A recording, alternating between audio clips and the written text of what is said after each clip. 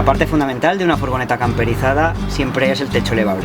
¿Por qué? Porque nos permite una gran amplitud, cuando lo levantamos nos permite poder estar de pie, para poder cocinar, por ejemplo, o para cambiarnos, para tener más amplitud tanto visual como de espacio a la hora de comer.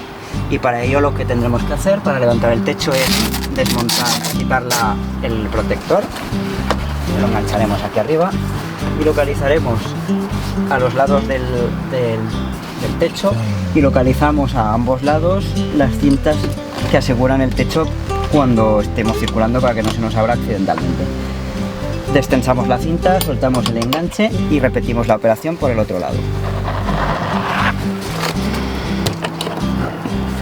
Una vez soltadas las dos cintas, empujamos uniformemente el techo hacia arriba, empujamos la cama abatible hacia arriba, hacia el techo, y ya tendremos más habitabilidad y podremos estar de pie, permanecer de pie, tanto para cocinar o fregar como para cambiarnos cuando tengamos que vestirnos.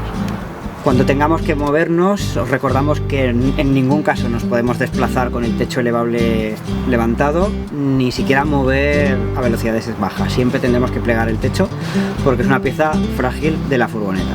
Para plegar el techo, lo primero que haremos es alcanzar la cama, bajarla, y con la cama en su posición de baja, digamos, localizaremos en el centro del techo una cinta de la que estiraremos. Vamos a estirar de ella y bajaremos el techo de forma asegurándonos que baje uniformemente por ambos lados.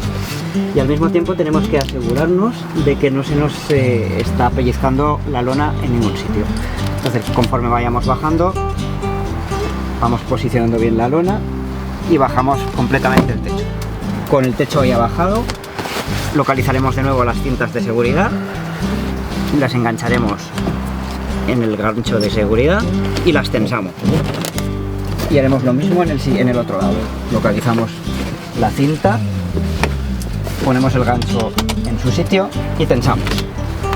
Por último, plegamos la lona sobrante y la cubrimos con la parte protectora y la pegamos en sus velcros.